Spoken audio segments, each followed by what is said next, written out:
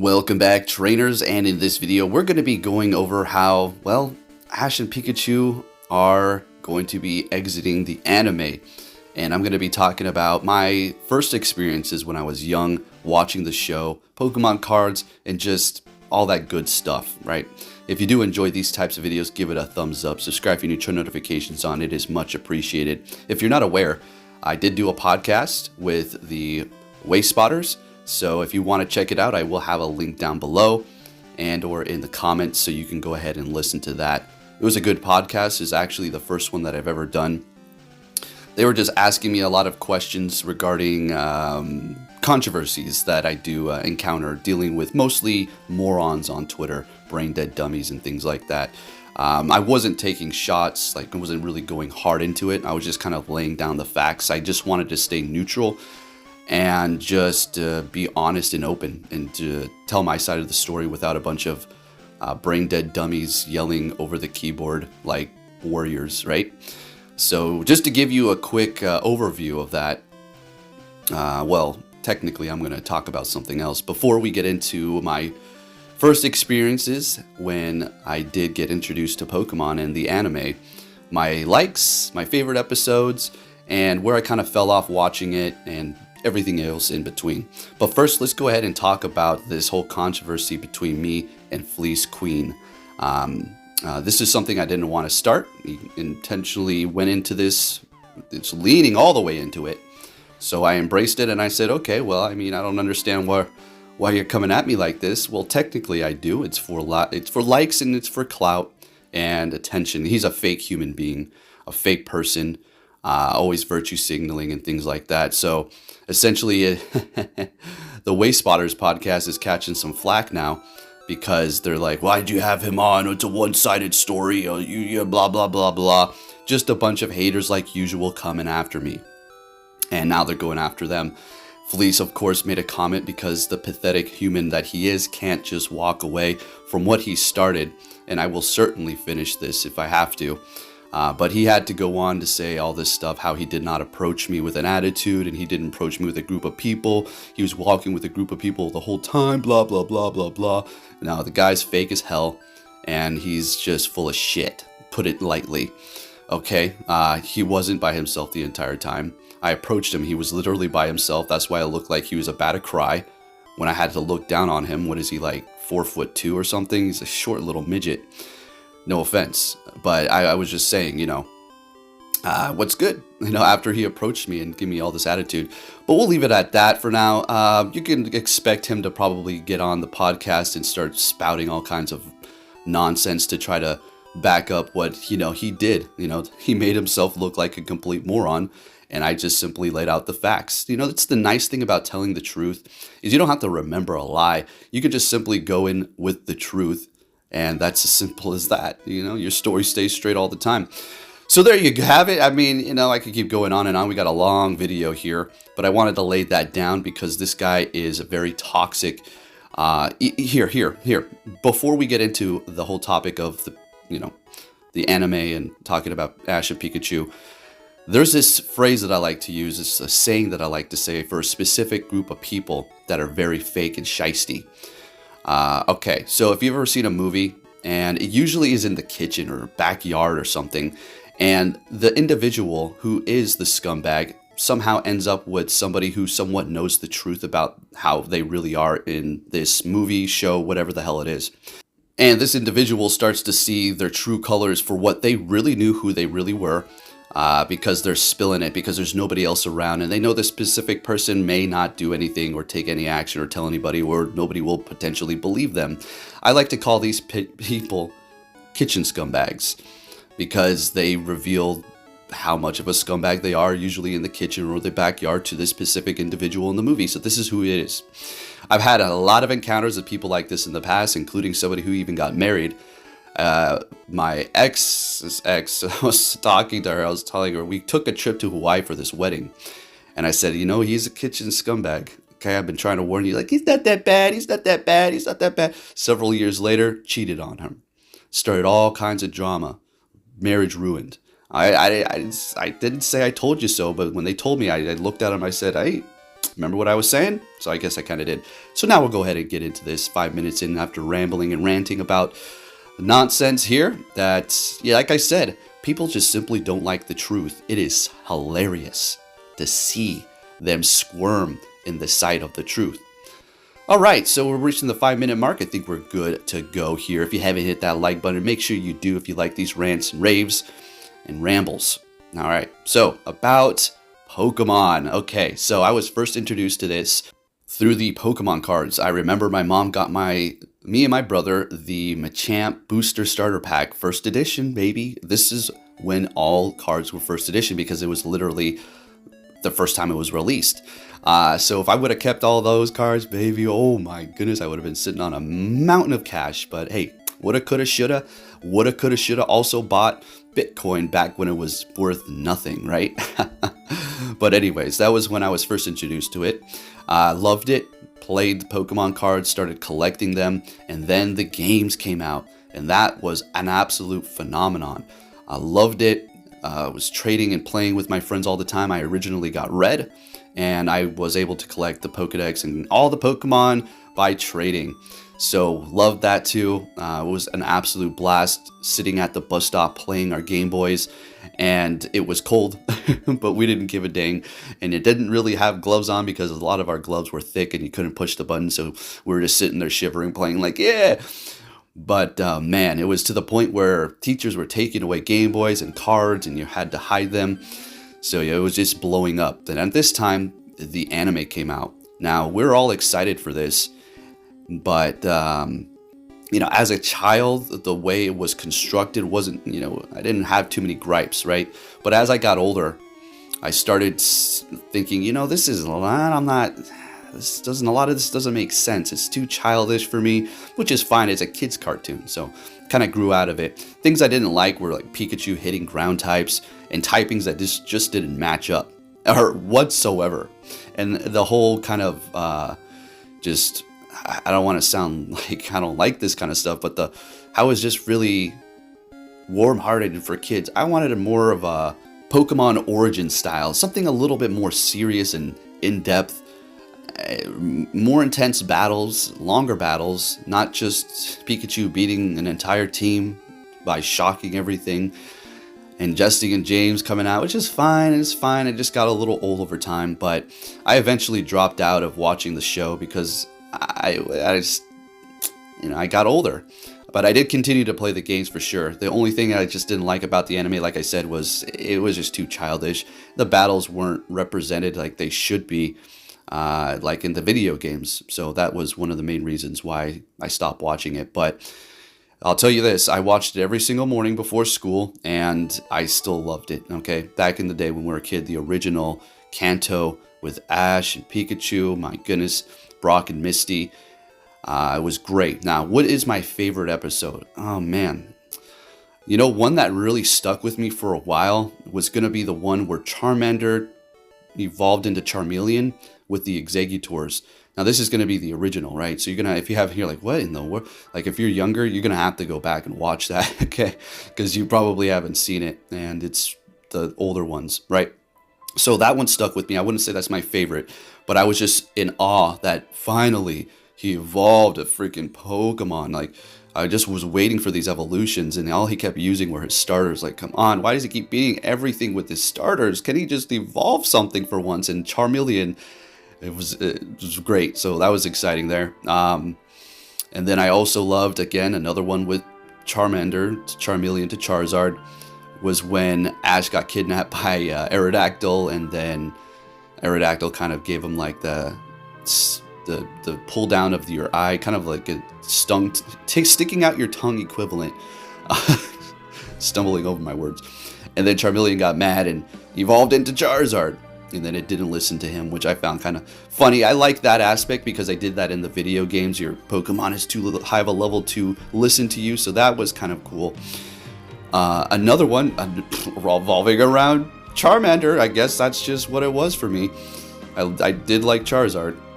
Was the one where that trainer left Charmander outside in the rain and almost killed it. That was a very like emotional kind of thing as a kid. I didn't cry or nothing. I didn't cry on any of these episodes, but You know, it was like, man, that guy's an asshole. He literally was going to kill Charmander. Like, why are you doing that? And, you know, it just portrayed him as like some sort of really bad guy, to make you really feel sympathy over Pikachu, Charmeleon, or Charmander, my goodness. And then that's where Ash picked up his Charmander. So it was a good story there. But as far as my favorite one, I'm going to have to go with literally the first episode. That one was amazing. There's so much emotion in that. And the fact that it goes from Pikachu hating him and not listening to him to them being like the best of friends ever, right? Is a really good story, right? I don't want to get all cheesy and stuff, but the first episode was great. The sparrows attacking him and him protecting Pikachu no matter what, even though Pikachu kept on disobeying him and shocking him and just, you know, not even respecting him 1%. He still stuck by Pikachu's side and defended him until the end, and then he saw that, and well, after that, they became really good friends. And it was really cool also that they showed Ho-Oh. Knowing pretty much all the Pokemon, 151 at that point, Mew being a pretty mysterious thing, move the truck up and down, left and right, blah, blah, blah. It was nonsense, really. The only way to get Mew is to cheat. Okay, just be real with the Game Shark. You know, I knew all the Pokemon, so seeing Ho, we're like, what in the world? Where are they going with this? That is something we do not know. And then Gold and Silver came out, and we're like, oh my gosh. Oh, that's what they were hinting at all that time ago. They had plans in the work for years to come out with new Pokemon. And then they introduced Togepi, and that was another Pokemon we had no idea what it was, so that was a cool element, but it was a Togepi. It was not like super strong or cool looking or anything like that. It was cute or whatever, but it was just like, well, what is going on? What are they gonna give us here? And then again, we found out what it was after they did reveal the next generations, and that was very exciting. Seeing the Gen 2 come out, kind of started to falling off around then. I was still paying attention, but I wasn't playing like I was. I was like 13, 14, 12-ish, something like that around there. And was really into the Pokemon cards because, well, those were still making me money. I would buy boosters, open them up, sell them, and rinse and repeat, rinse and repeat, rinse and repeat over and over again. And I actually sold all of my Pokemon cards, and these are first edition. They weren't scratched, they were in great condition, but this was back when they were not as valuable as what they are now, right? Especially for the obvious first editions. And I sold them all. We're talking a couple of first edition Charizards. I'm not going to say perfect condition, but they were pretty good. I had them all in seals, okay? Right out of the wrapper, right out of the foil. Blastoise, everything first edition, okay? Sold the whole set for around 150 bucks. Yeah. If I would have had that today and sold it, I don't even know how much. I'm going to throw out a number and say, well, if I had every card in at least more than mint condition, I'm talking at least a PS8 or so. Granted, I was able to keep them all in great condition like that. We're looking at around, I don't even know, probably, shoot, if I just wanted to sell it and just say, okay, just take it all for this much, maybe like, I'm just going to throw a number out there, but somewhere around like 100 grand. I mean, these Pokemon cards are no joke. I mean, like I said, multiple Charizards, and even some of these very common cards that were in the first base set that are first edition are still going for thousands of dollars. Could be going for thousands of dollars if they're in good condition. So yeah, that's that. I dwell over that quite often, once in a while. I'm not like, oh, I'm so dumb. But I'm thinking, man, I could have, if I had all that. So that was my Pokemon card experience. After I sold them, it was a very long journey. The reason why I sold them is because I wanted some new clothes from the new store that opened up, Old Navy. Oh my goodness. I still remember what I've got. It was just a dumb, ugly sweater, some jeans, and some shirts. I felt like I was so cool with Old Navy. Oh my gosh. You got to understand, this was Anchorage. We didn't really have too many things like this, so this was a big deal. Okay. But yeah, that was my Pokemon card journey. Went to many tournaments around town playing Pokemon cards. I wasn't specifically horrible. I wouldn't say I wasn't really good. I just was trying to make my set so crazy, and it didn't really work to my benefit. And I was kind of young and still kind of learning the whole thing of it. But all the while, this whole time, I was still massively into the main series games and definitely building up my army of Pokemon. I still remember transferring Pokemon from Fire Red, or not Fire Red, it was just Red back then, the original, and transferring it from generation to generation. I think I might even have one. I know you can do that now, but yeah, I've had multi-generational Pokemon that are still with me. Literally, I still got the same team. Most of the time, I start up these new games simply to reach the point where I can transfer them back into this game, or reach the access point where you have to progress far enough so that you can bring in Pokemon. So I usually just play to that point so I can keep bringing my older generation Pokemon down, because the team was amazing. I'm talking about this team would win me tournament after tournament after tournament, locally, in person, and man, I cleaned up shop when it came to getting gift cards. It was to the point where people would give me dirty looks, and even the person who would host the tournament says, "Somebody needs to break your wings, this is getting ridiculous." And it wasn't in a playful way. Okay, I know I could be sarcastic. I was the most sarcastic person when I was younger, right? I got one of my best friends to become one of the biggest smack talkers in video games because of it. And every time I play games with him, he's just always talking all this smack. I'm like, damn, did I create this? All right. Good stuff, good times. But yeah, there's pretty much the gist of that. Still doing those Pokemon games back then. Went to a lot of tournaments. I remember specifically, this was taking it back to where I was still into the Pokemon cards. A place called Microplay. If you ever lived in Anchorage back in the day, they had a couple locations, one over on Abbott and then one in Midtown. The one over on Abbott is one I went to because it was about I'd say less than a mile or so from my house, and I would walk there a lot.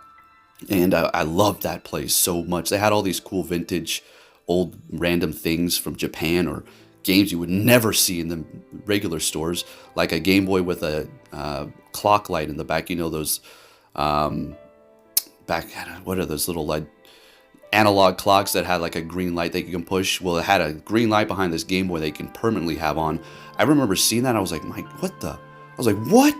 I gotta get this. But by the time I saved up, it was gone, unfortunately.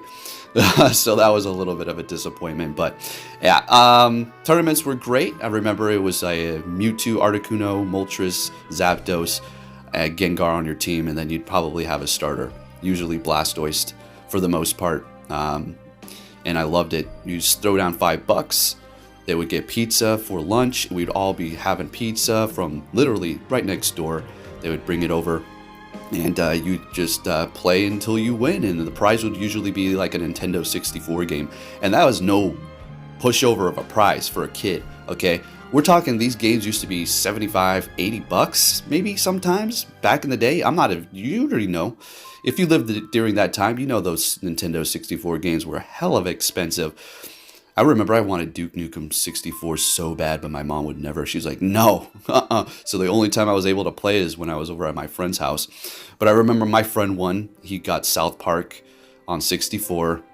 And I think he won a couple. He was really good. His name was Micah. Shout out to you if you're watching. And yeah, those were some of the best memories literally of my life right around that time. It was just great.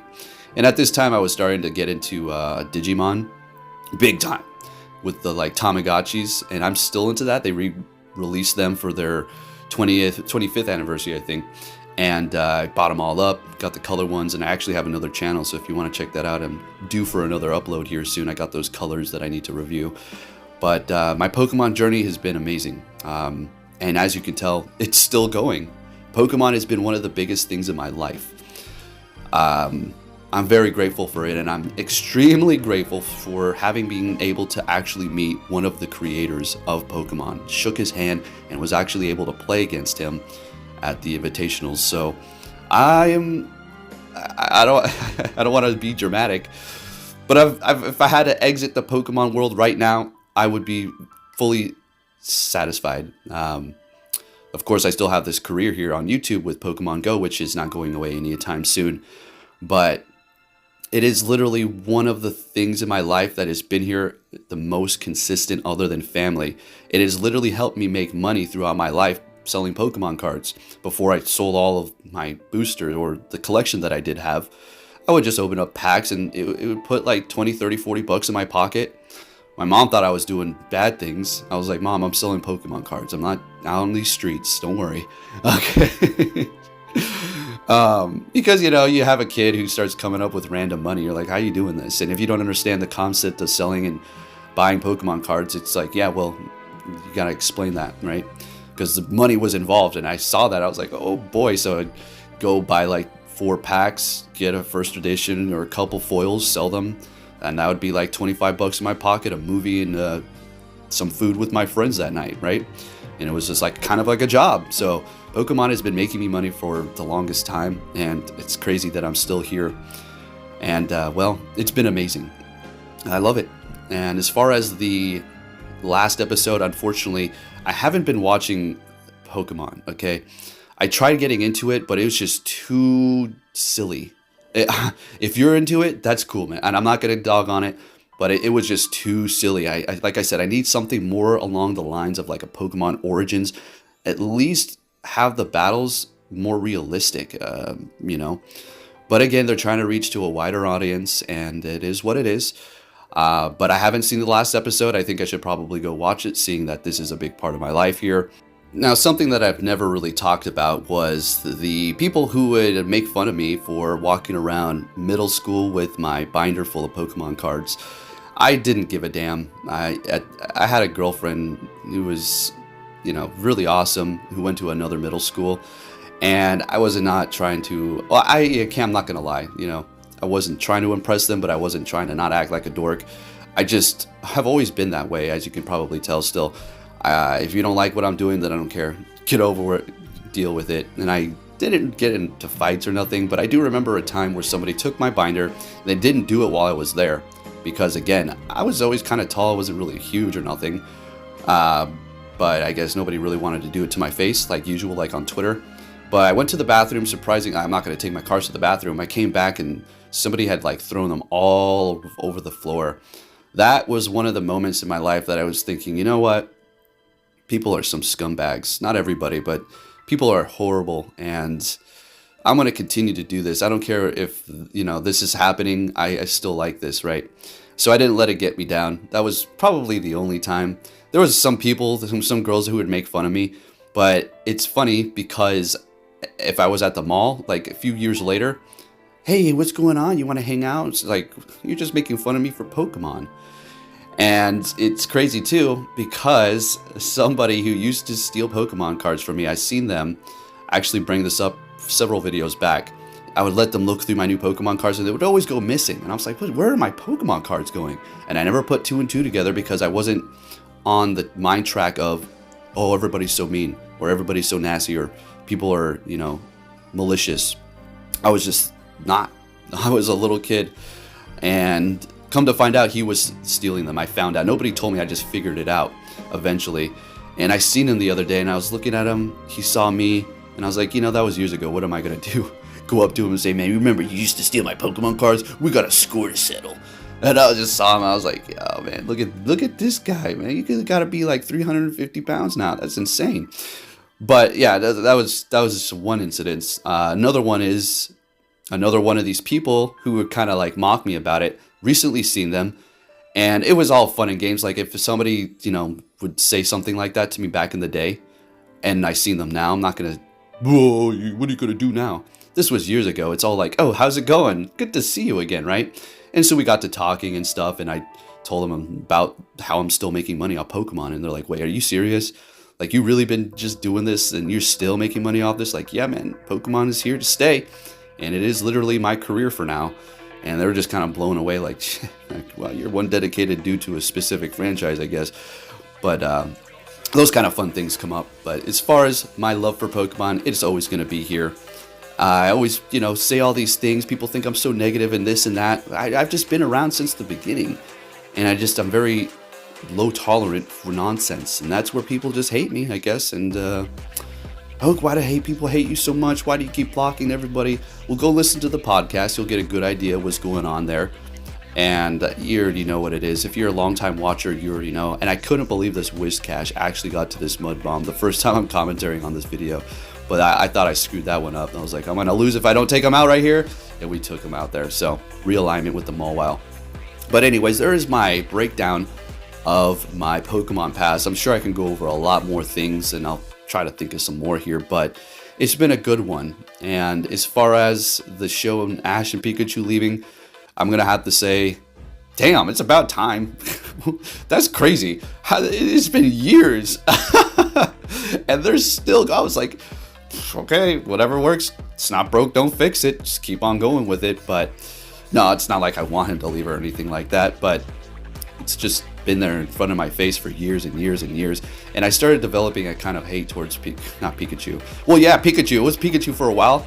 And then Ash, I'm like, oh, I'm sick and tired of these two. Like, just be more serious or something.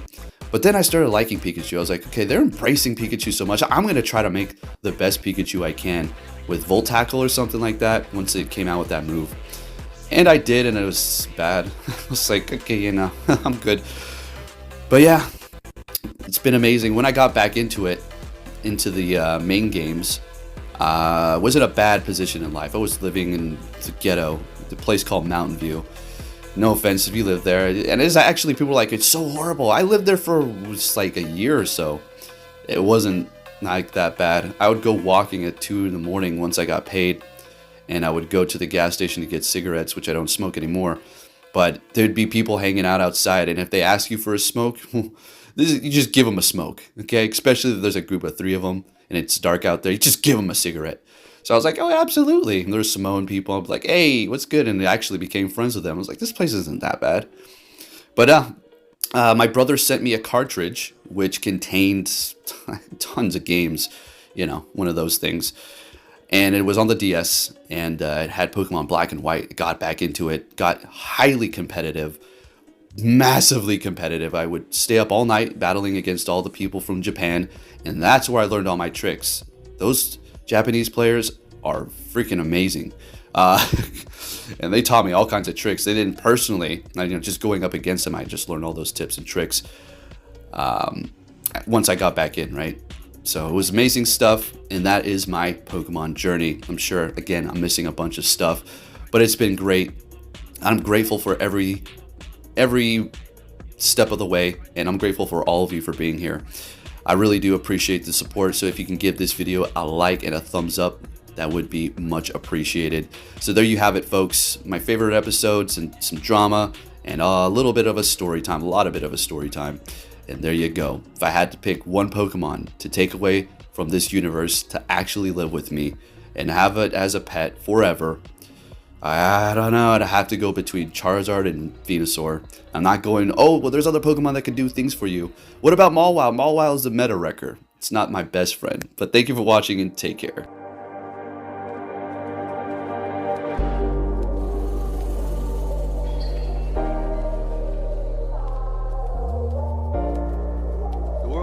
Sunshine and rainbows.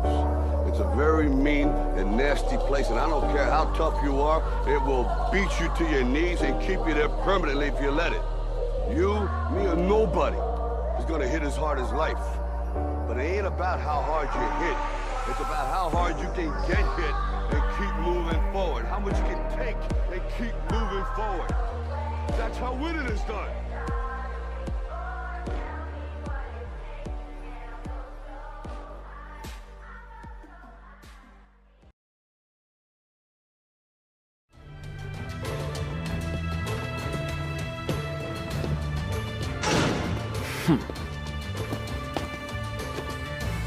Hey!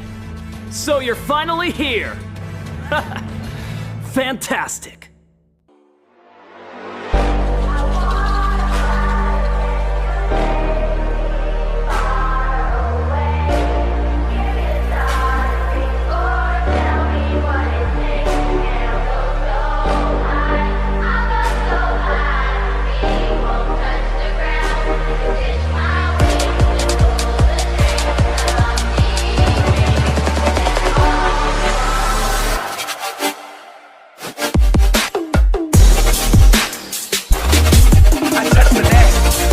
Touch the cat. This is the